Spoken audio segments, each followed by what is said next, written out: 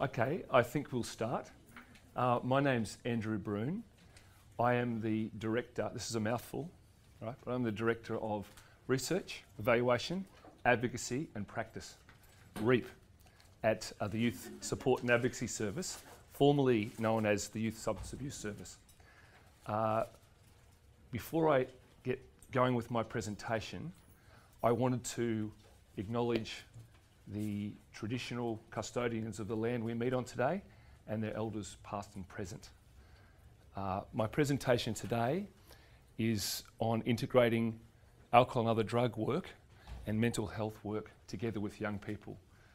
But it is to some extent inaccurate for me to just focus on mental health or mental health issues, stroke problems, and alcohol and drug issues or problems. I'm wanting to put the focus squarely on the young person themselves in the context of the relationships they have in their life, people who care for them, people that they care for. So while I've focused on what you might call two silos, I'm really wanting to break down those silos and suggest that a framework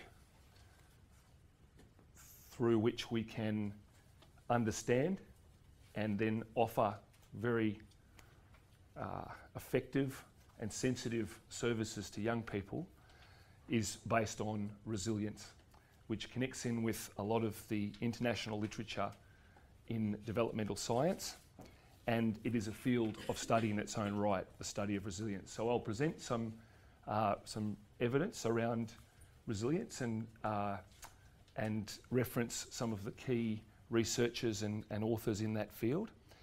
I will also have a look at vulnerability and how alcohol and drug use and alcohol and drug problems and mental health issues relate to vulnerability, and then therefore that need to focus on helping young people and people in their lives to make more resilient responses.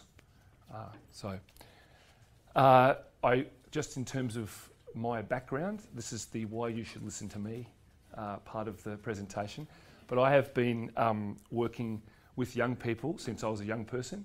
So I graduated from uni in the mid-80s and really have been in the field of adolescent health since, and in particular in the youth drug and alcohol field since the early 90s. But the whole time I have been in this field, I have been mentored and also seen the need myself not to view people as problems or as diagnoses or as issues, but as people who have a relationship to a particular range of issues, problems, have a diagnosis to deal with. And I've seen the main thing for me around particular behaviours is the relevance and importance of trying to understand the function and the meaning of any behaviour that young people engage in. And the same probably goes for a whole range of issues they have to encounter. So I'll start with vulnerability. And this goes back to, this particular slide goes back to the Vulnerable Youth Framework that was developed by the previous Labor government, or the previous government in Victoria, the Labor government, where there was an agenda to try and break services to young people out of the silos of mental health, youth justice, child protection, drug and alcohol, etc., homelessness, etc., etc. So they wanted to, instead of those vertical silos, they wanted to bring people together from those different fields and try and understand what level of vulnerability a young person had to contend with, and then match services to their level of vulnerability. I'll show you the actual framework for that on the next slide, but in their supporting documentation, they identify what they mean by vulnerability, and they put it in a developmental context. So this is a little summary of their briefing paper from 1998. And that's to say that all young people, in fact, I want to say all of us, are potentially vulnerable in particular circumstances.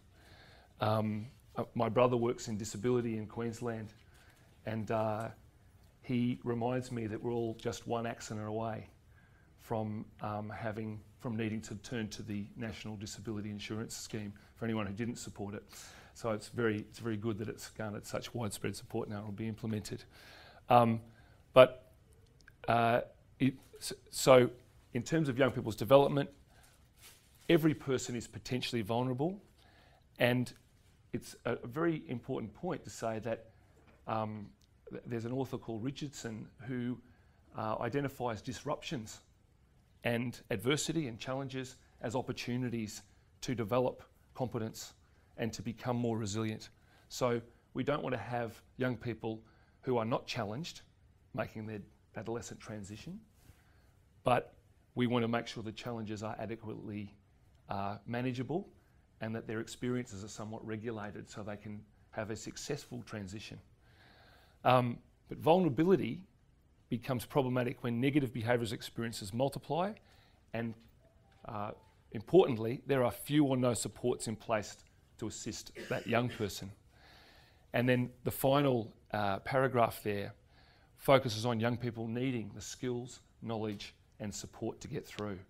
So if you look at this first slide, it locates some of the capacity for being resilient or for managing or dealing with vulnerability in the person, but it also locates it in their social ecology. And that's something I'm going to come back to again and again throughout the presentation.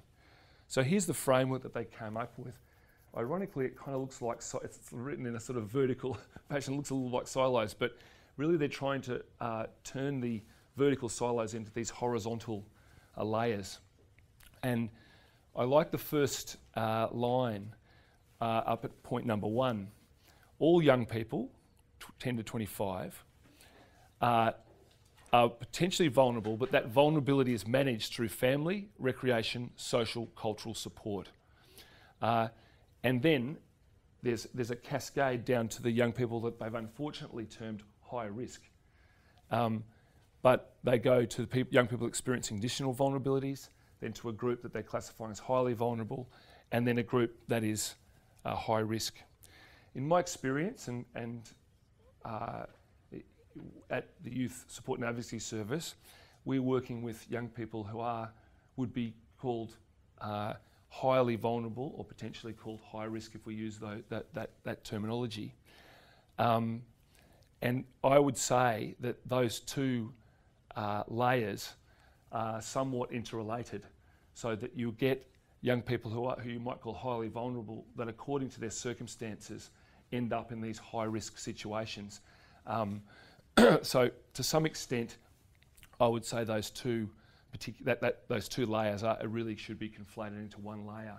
But again, according to context and circumstance, you might get young people considered high risk. Why don't I like the word high risk? And it probably goes to the reason why I don't actually like the word multiple and complex needs, because I view myself as having complex needs, multiple needs. I actually think it's the fact that people don't have the previous experiences, the opportunities or the resources through which they can meet those needs in an effective and healthy manner.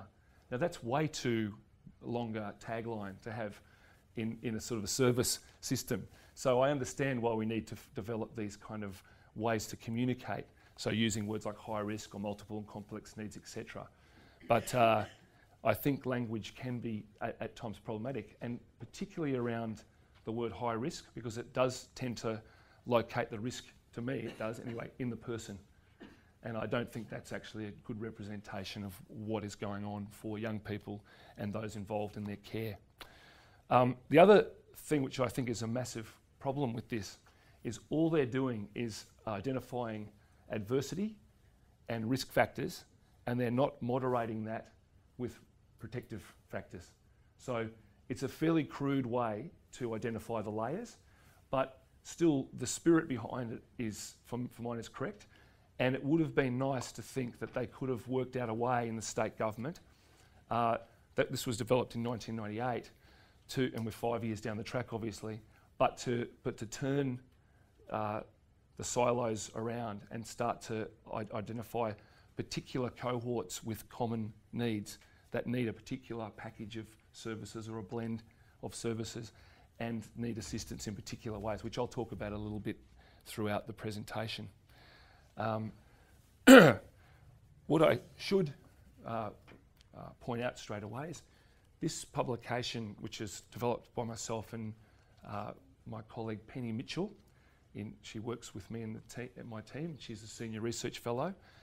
This is, speaking of long titles, a resource for strengthening therapeutic practice frameworks in youth, alcohol and other drug services. There you go. Wow. But it's a fairly comprehensive look at the evidence, and there's a literature review around resilience and vulnerability. So I would refer you to this document. It can be freely downloaded by going through the YSAS website, but you can see how big it is, and it will blow up your printer, probably if you do try and just print it out. So again, that PDF is freely available, and I recommend that that you get a copy. And if you're interested in, only if you're interested in this area, and a lot of the kind of underpinning evidence and literature that I'll be referring to is specified in here, so that could be useful. 2012, so it was launched a year ago. Yeah. And there's a critique of this particular framework in there. This is a point I just made, but that positive adaptation occurs when young people do have exposure to the right amount of adversity and challenge in their lives. And I want to make the point, the bottom paragraph, that there is quite a deal of evidence to show that young people without exposure to adversity or challenge end up experiencing developmental delays. So you need the right amount, and therefore you need the support structures in place to help you manage those vulnerabilities and learn from your experiences. And now I find this guy's name very difficult to pronounce, but people ever heard of Lev Vygotsky? Right? Great. I love Lev Vygotsky, but I find the only way I worked out how to actually say his name properly is to say Vygotsky rather than Vygotsky. Anyway, I've got it now, so I shouldn't have talked to you about my problems with speech and things like that. But now you know. I hope you're understanding. So there's a whole range of kind of concepts that I think are useful from his work and the work of his sort of followers subsequently. But that notion of scaffolding is one that I really like, and that for people who don't know, he identifies something called the zone of proximal development. And what I like about that is he's saying that where young people's developmental edge is, there's a zone, and it's very useful if there are people in their life who know them well to know what their capacities are and what they will need to continue to develop their capacities. So if they're well scaffolded, they can be supported in a really constructive way to deal with things that they're not quite ready to, or that they haven't quite got the capacity to deal with, so they're extending themselves. So that's pretty basic and pretty simple, and I think if you get to read into his work, it's a little bit more complex. But that idea of scaffolding is something that I think is really important, and I'll be presenting some work from Anne Maston, who's a, yes? Does that relate to the scaffolding and the proximal zone? Zone of proximal development, yeah. Does that relate to, like in, what's that called, motivational counselling, I think, where they have this concept of the comfort zone, the challenge zone, and the panic zone? Actually, there are some similarities, but it's not related. Oh. But I think there are similarities there. Okay, so next, I mentioned the work of Anne Maston. So she's a resilience researcher from the United States, and she identifies, to go along with the risk factors and the particular adversities people may face, there are a range of common protective factors, and this is her short list. Sorry, it's not referenced. Masten, Anne Maston. She's got several publications, and some of which are actually in the grey literature, so you don't even need to go through a kind of a university or a journal to get them. So I'm not going to read all these out because I need to kind of move on and make sure I can complete my talk in the required time frame. But you can see again that some of these particular protective factors pertain to a person's own capacity, their own skills, and potentially their beliefs and values, and others pertain to resources they need to locate in their social ecology, whether that's through people or whether that's physical resources, etc. So that's a fairly comprehensive list.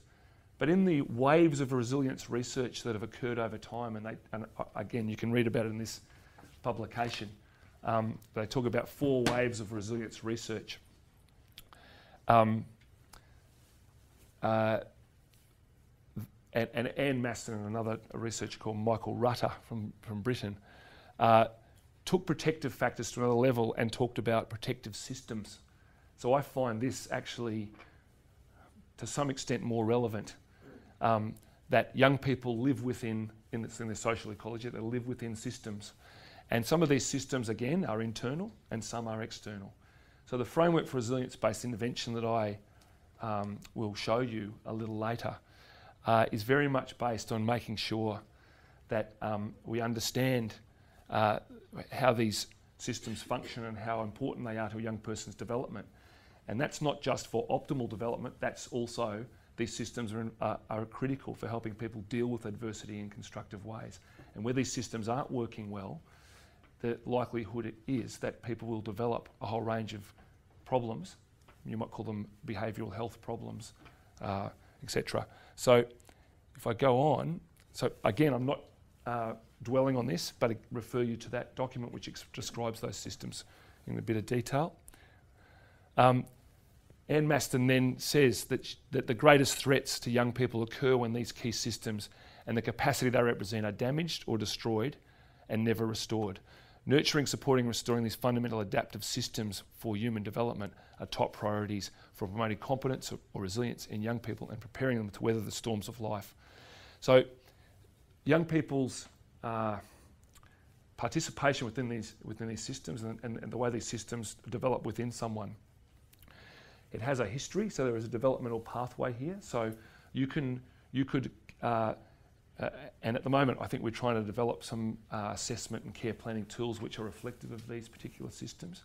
But you can get an idea of what's going on for a person now, but it's important to understand how these systems have been influential in a person's life through their entire development. So you get a developmental pathway. And I'll come back to that a little later. Okay, so that's something about vulnerability, risk factors, protective factors, some of the current thinking there. I'm going to bring it into the resilience area, but I wanted to go back and start with the fact that many of the clients that we work with, that you guys work with and I work with and other of my colleagues, are dealing with multiple issues. But many of those issues are underpinned by adverse experiences like abuse, exposure to violence, family conflict, complicated grief, etc., etc. And what that ends up meaning for a person, and again, they can have a trajectory or they can be something that's happening right now. That ends up meaning that young people can experience trauma and that they can be left with a feeling of insecurity and a compromised sense of safety, sense of powerlessness and hopelessness, damaged self-concept. I'll let you finish the sentences there. But, and end up with difficulties in regulating impulses and emotions. And that has an effect for them that it can cause disruption in relationships, which are often key to being able to be supported and to be able to achieve your life's goals, and reduce participation and even social exclusion. So these are all issues that a lot of our clients need to face based on those adverse experiences. And downstream, it means that we end up seeing clients in front of us who have substance use related issues, mental illness and a range of other problems associated with mental health, problems with aggression and anger, at times an antisocial orientation. They may be engaged in self-injury or have persistent suicidality. So they are a range of kind of issues or conditions that are clustered together that would generally, with some other more psychosocial issues, lead us to talk about someone having multiple and complex needs. So then the area of complexity, because people talk about complexity all the time, I thought it would be important before we get on to resilience, to actually just identify what we mean by complexity, because it's a word often bandied around, and how does that then relate to vulnerability? So again, I won't read those dot points out, but it certainly is related to the number of adverse experiences, and that certainly does come up in the resilience research. So it's important not to downplay that, but it's not the only thing. The etiology and severity of each adverse experience or problem, they were obviously mentioned on previous slides. The extent to which these problems are either highly advanced or in an early stage of development, and how they cluster together and work off each other. In terms of determining vulnerability, what we need to do is have a look at the young person's developmental stage, but look at the nature and quality of what we call, or I call, and what you'll see in the kind of resilience and developmental science area, they'll often call them resources and assets. Again, internal and external. But what is the nature and quality of the resources and assets that can be mobilised by that young person or those involved in their care to help them deal with that type of complexity? And then on to some of the defining characteristics of resilience, straight from contemporary resilience research. And I'll be able to give you some of the history of this while I talk. Again, I've made this point, but I'll reiterate it, that the same factors that interact to foster and protect healthy development are the factors that are going to build a young person's capacity to be resilient. But I guess I'll get my laser pointer. I guess what's important is early resilience research focused on the individual, but modern conceptualizations of resilience are all about the conditions in which they live. So how do we create the conditions that build the kids or the young person's capacity to be resilient?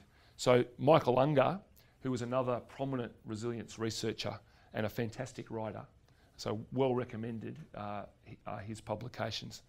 But he talks about we need to look at the capacity of individuals' environment to provide health-enhancing resources critically in culturally relevant ways. And that's culturally relevant for young people, it could be culturally relevant for Aboriginal people or Sudanese people, whatever, or same-sex attracted young people.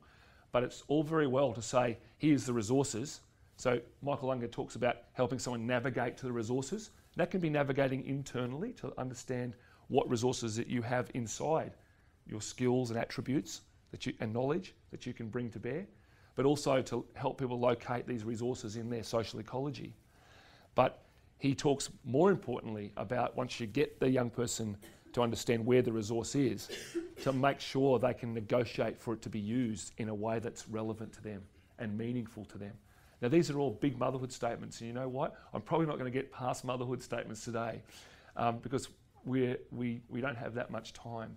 But we're going to leave some time for discussion and questions at the end, so maybe I'll be able to drill down into some more tangible aspects of this later after I finish the presentation. A few more quotes around resilience. It's not an intrinsic trait but a dynamic process occurring under specific circumstances. The last point there, no person is invulnerable, and the early resilience publications and research was, there's one by an author called Anthony who talks about the invulnerable child, right? So it's a no-brainer. I hardly need to keep reiterating it, but no person is invulnerable, and it's brilliant that that there is now a more realistic rendering of what it takes to be resilient and to be able to cope with adversity in a way that helps you develop and learn rather than sinks you and ends up with a whole lot of problems. Okay, we've got to actually factor in the experience of poverty, disadvantage, social exclusion. Obviously that links into a person's developmental pathway, but that's got a lot of, that really frames up kind of what opportunities and resources young people do have access to. And also we should think about these negative social discourses that often pertain to young people, and particularly young people who are living a bit at the margins or not quite feeling like they can fit into the sort of more mainstream life of the community. That some of these particular labels like delinquent, disordered, dangerous, deviant, that's what Michael Unger calls the 4Ds, end up masking their strengths and capacities. And the main thing I want to say about that is it's not necessarily masking them from others, it often masks them for themselves. So some of the work that's really important to do in this area is internal work.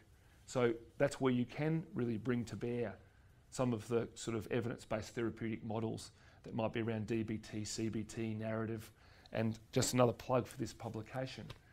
It's not really a plug for the publication, but we have, because it's around evidence-based frameworks for youth alcohol and drug work, we have, I guess, reviewed the evidence and the literature around what are the therapeutic models which demonstrate effectiveness for young people. And so there's some of the models that I mentioned before, including motivation reviewing. So again, you can have a look at that in that particular publication. So what does this mean for practice, which takes it back to the title of my presentation, Integrating Alcohol and Other Drug and Mental Health Work with Young People? I think that we therefore need to focus on creating, as service systems, as organisations, as practitioners, on creating the conditions that enable young people to gain as much control as possible over their own health and well-being. Now that fits very well with a health promotion agenda, but I've had trouble explaining this to policymakers and others who are in pretty influential positions, because health promotion is often about populations. But I think we need to take those health promotion principles, which are generally around, again, getting people to be in as much control as possible of whatever particular issues that they have to contend with. We need to take that into the frame of the individual working relationship. And that is something in a kind of in a paradigm. Some of these influential people tend to be in a paradigm around treatment and fixing particular people or issues that they have, and it doesn't sort of mesh well with that. But I think there is a chance to integrate the really specific evidence-based approaches that are needed at times with this more broader, socially, ecologically underpinned approach. I'll talk about that a little bit later. But then to take that kind of intention down into a little bit more detail, and it goes again with if you have a look at the health promotion literature and the World Health Organization definitions. What I'm saying is we want to get young people to have access to resources and assets that enable them to, one, meet their needs. So a resilience-based framework is needs-led. To fulfill their aspirations, so there's a positive sense of movement there, and to respond effectively to environmental influences and to be able to adapt, respond to challenges and issues. So I think that's a reasonable intention that should underpin mental health work, alcohol and drug work with young people who've got offending behaviours that they exhibit, etc., etc. So, Sarah, if you could hand around this. So again, it's located within that publication I've been holding up.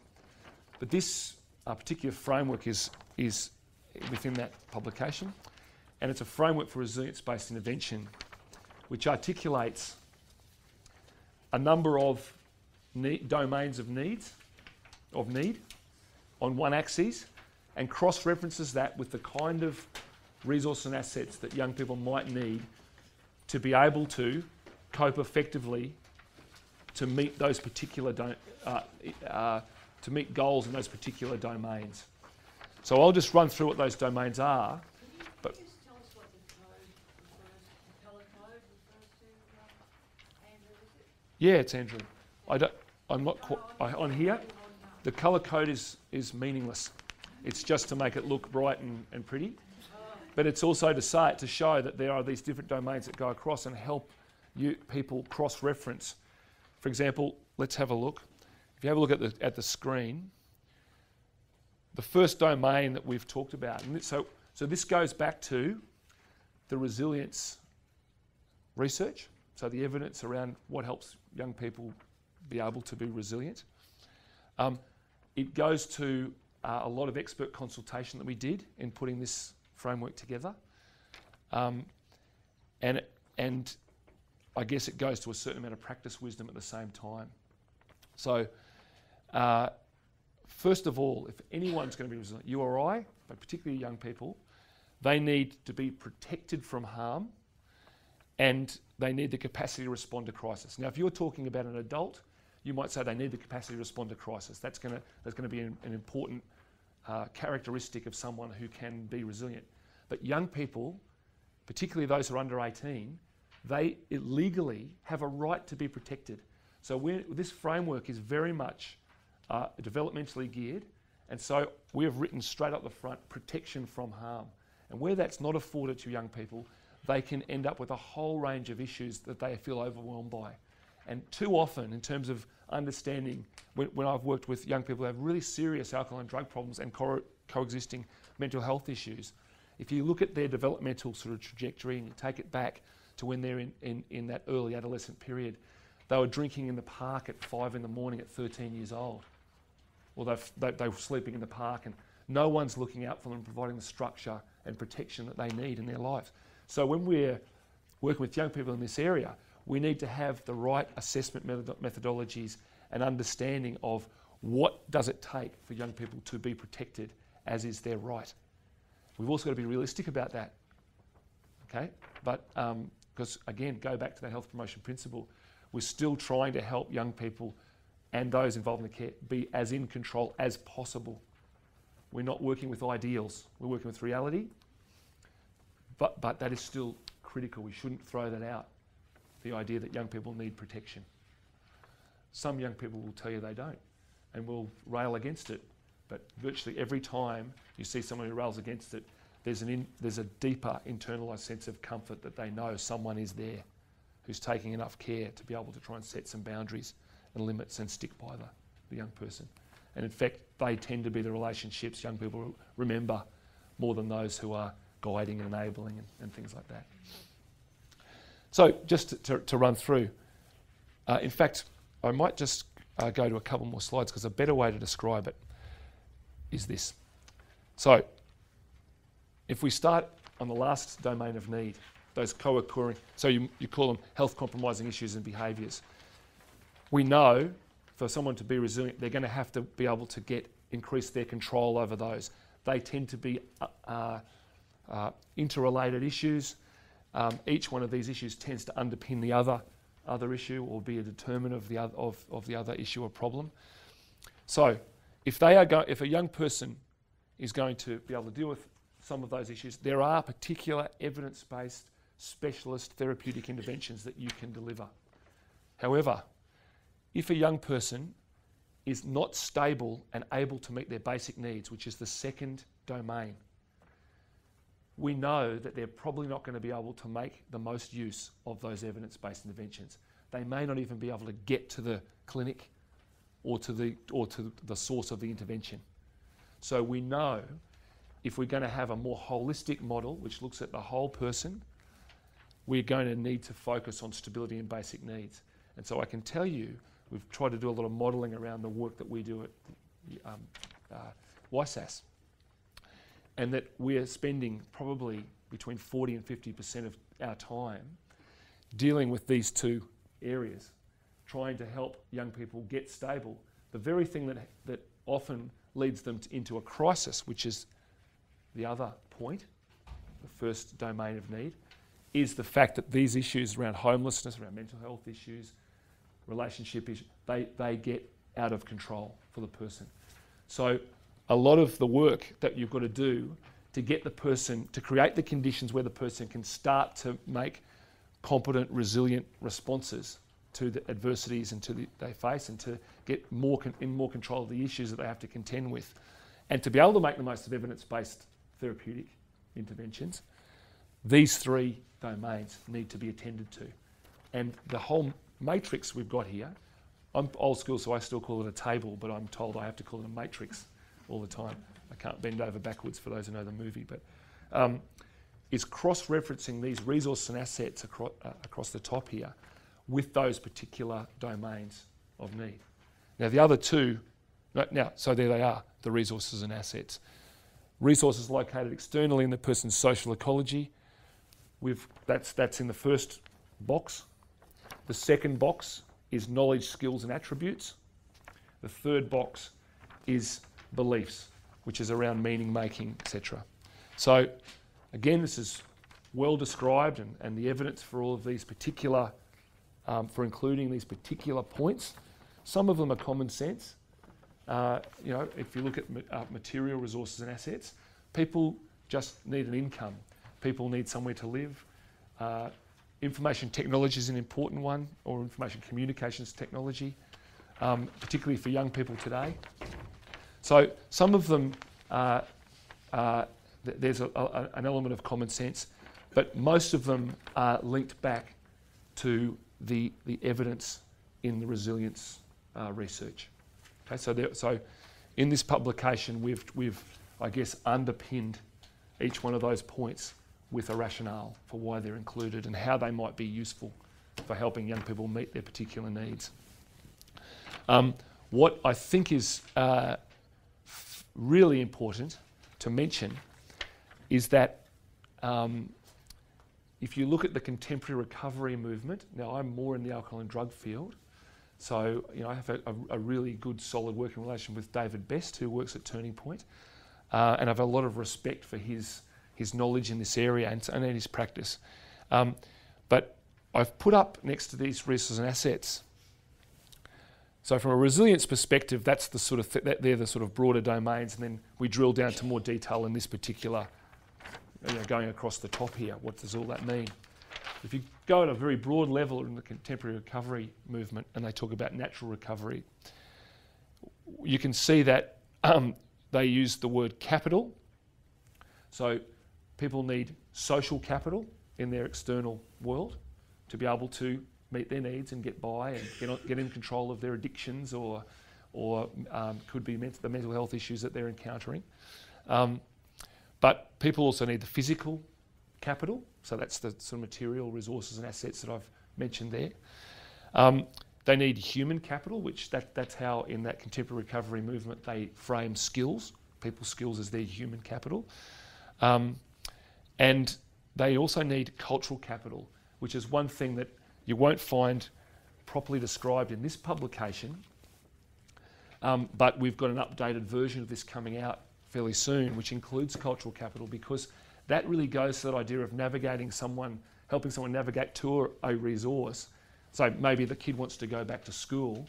I can get the kid to the school, but actually that's only the smallest part of the intervention or the support I need to provide. I've got to make sure that kid has the cultural capital, the cultural knowledge. How do I participate in this school in an effective way? That's the negotiation that Michael Unger talks about in his work. So how can I help that kid negotiate how to make the most out of that school experience?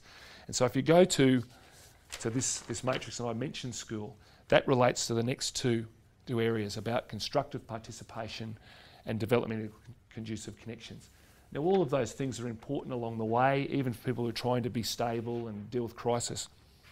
But really in terms of a young person moving on, it's once you've got the kid stabilised, it's a matter of, it's critical to have that notion, like I said in the intention, that we're helping a young person fulfill their aspirations.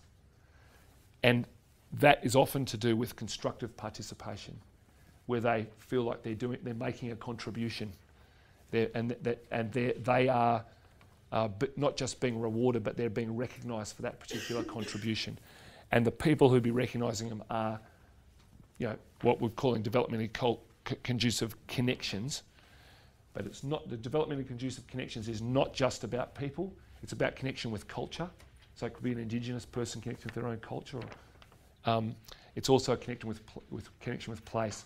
I know Cameron Duff was at the VSurf forum on last Friday, couldn't make it, but he's got some excellent work about enabling places, how places can help someone cope and be resilient. So it's not just connections to people, but culture and place as well. But if someone does want to go back, if a young person wants to go back to school, yes, I need to help them find a school, and sometimes that can be tricky. If I look at the external resource and assets here, and there's social ecology, I'd be wanting to make sure there's the right people around them that can kind of reinforce them going to school, maybe support them to get there, help them talk about what it was like to just help them negotiate how to fit in with school. But I also need to make sure they've got the skills and knowledge to fit in. That might be around literacy, that might be around emotional regulation. There's a whole range of interpersonal skills. It could be that they've got some particular attributes that they can exploit to make the most of their school experience. But perhaps the most important thing, and the place that I think, in a sense, we really need to start, which is about someone's motivation. And if you look at there's so many layers in this particular document, but down on the straight above, so you've got beliefs, and it says identity. You know what? I can hardly read that. My eyes are so bad. I'm getting very old. But what it should say is motivation. But identity is I am, and motivation is I will. And there's a woman called Elizabeth Grotberg who's very influential in the international resilience movement. She came up with these very easy to understand terms, which was around your external resource and assets. It was I have. So the kid subjectively feels I have the resource and assets. The skills, knowledge and attributes, I can, right? Then it was I am and I will. So motivation is critical. So I can say, here's the school and you've got the skills, but if a kid thinks that they don't have the skills, so their self-efficacy says, I am incompetent, I cannot learn, I am unlovable, I will never be accepted, all of these schemas. So again, we come to, in this very social ecological model, the need to have these good therapeutic models to draw on and to be au fait with in our work. But to deal with those particular schemas about themselves or the world is critical so the young person is motivated for their own self-care and to participate in fulfilling aspirations or even setting goals in line with their aspirations. So I think it's probably an area that's often left out, but is probably the most important place to start. So I've got another slide to go into. I think it's actually Grotberg, which is probably unfortunate for Elizabeth, and I actually don't know if she's still alive, so I haven't. It's Grotberg. You put in International Resilience Project, and I think you'll find some stuff. But she doesn't seem to have published for a long time, so I fear for the health and well-being of Elizabeth Grotberg. So I think I will leave it there. I actually have a fair bit more material, but it's not so much about the resilience-based intervention. It's because I made the focus of this talk integrating AOD and mental health work with young people. I've got a couple of models that we've really worked up with Turning Point. So David Best and I, in particular, this model, which is around, and that may seem like gobbledygook, and I almost shouldn't show you because I perhaps won't have time to explain it right. But I think I can probably fit it in a couple of minutes, and then we have questions for around 10 minutes and up until 2 o'clock. we're in a service system reform in the youth alcohol and drug field in Victoria, and it was critical for us to make sure that we can properly represent the needs and characteristics of the young people we work with to the policymakers, so that they don't start making one-size-fits-all policy decisions. And how we decided to do that was to cross-reference the severity of a young person's alcohol and drug use with the severity of their life complexity. So you can see on this axis, we've got, like it said in the Vulnerable Youth Framework, typical complexity for age, additional, high, extreme, and the same up in the AOD severity scale. These were the indicators we used, and we started with the youth cohort study that Turning Point has undertaken over the last 2 years. We then had a study which was called a Youth Drug Reporting Study that YSAS and Turning Point did together. And then YSAS recently completed its own census where our own workers filled out a survey around their clients. And we made sure we got all the indicators covered, because the quality of our data was so poor we couldn't use it. But we got 94% of cases reported on in one day. And that was 371 young people, so it's a pretty good end.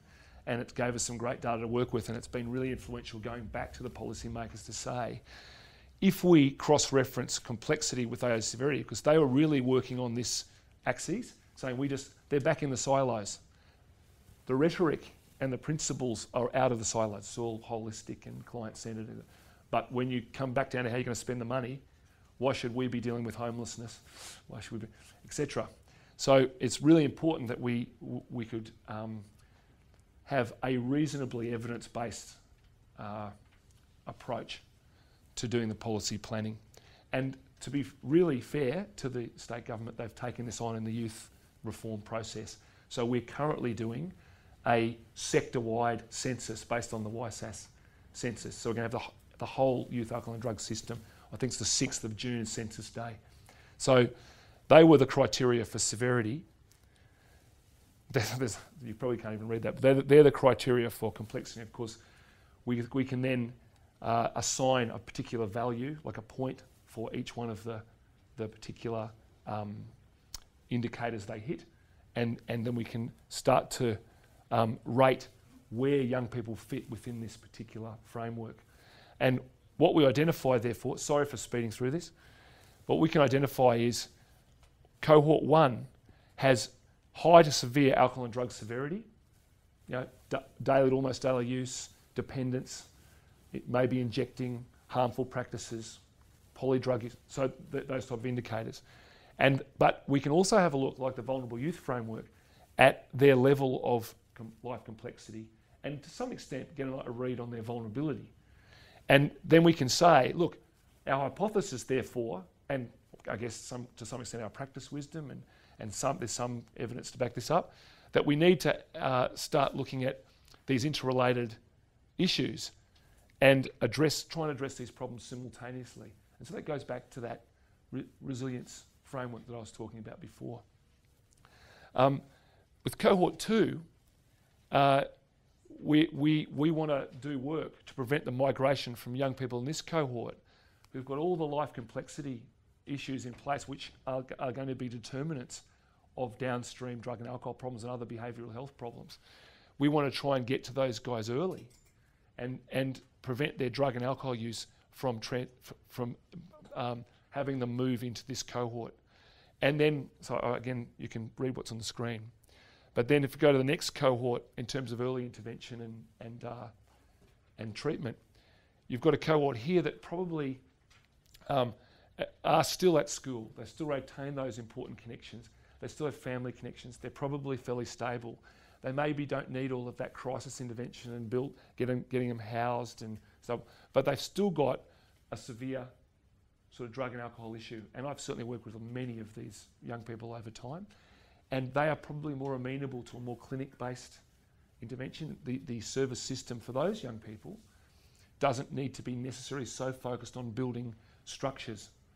So we have at YSAS for the cohort 1, we have open access day programs. We use outreach because a lot of them are hard to reach, and we've got to have much more flexibility that they don't have really strong help-seeking behaviours.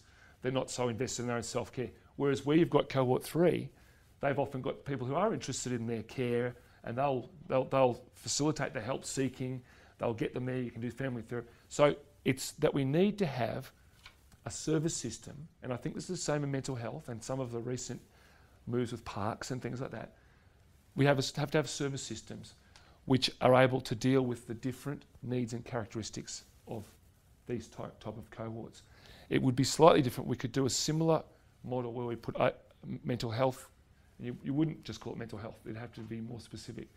But you could put severity there, and then join the alcohol and drug back down in this life complexity area and try and do some similar modelling. But I mean, that's really what I wanted to kind of get to. We've got 5 minutes before the end. Sorry.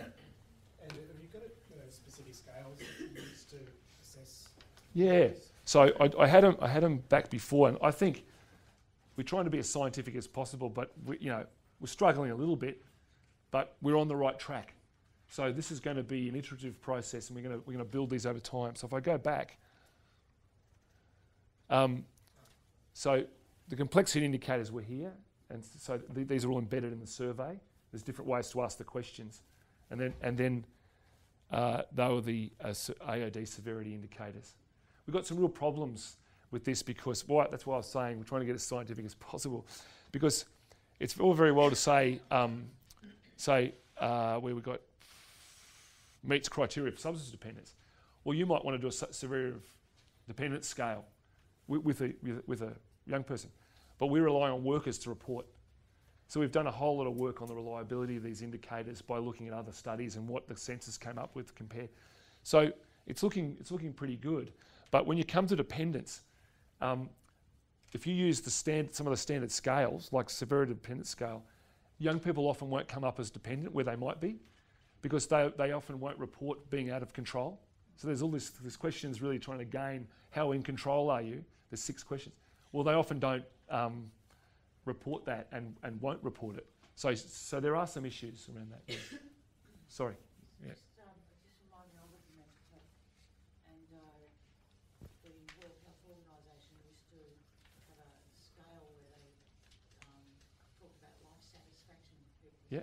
When they realised what was going on here, they weren't capturing a lot of qualitative data about how come people were more satisfied or less satisfied, not just Yeah. the satisfaction scales. Yes. And they found out a lot more about what's called well-being. Yes. And that was about why people were satisfied, and a lot of what you've talked about, when Carol Riff Yep. and her well-being scales Yep. and all this kind of thing. And I went to a meeting with young people, and we were talking about recovery from mental health. Yep. And they said to me, what makes you think that young people's needs are different to anybody else's? We just have a different context. Yeah. We're still human beings. And we talk about, in terms of your developmental Yeah. becoming and belonging. Yeah. So I think the social emotional well-being area is also really tied in, and all that the quality of life indicators are critical to build into all this. More qualitative. Do you have qualitative data that We haven't. When you say you want to be more scientific, it just occurred to me that I count qualitative as scientific as well. Just trying to get more rigorous and more accurate and more nuanced with some of this. That's what I kind of mean by it. Yeah, thanks. Oh, sorry, I thought you put your hand up. No worries. Okay, I'll finish then by just responding or connecting to that point you just made. A lot of this makes No, sense in a contemporary recovery from mental health framework. It makes really good sense to develop that as a Victorian framework. Why not? Yeah. So I think that to finish, I'd want to say that, like you said, we have similar needs to the people we work with, be they young or be they clients who are more disadvantaged, etc. And it very much depends on the kind of quality of the experience they've had, the opportunities they have, and the resource and assets at their disposal. And so it actually links us with the people we work with in that way. I mean, it's So kind of like Maslow too, isn't it? it's a very much like Maslow, yep. It's a needs-led model. So thank you very much, everybody. See you soon.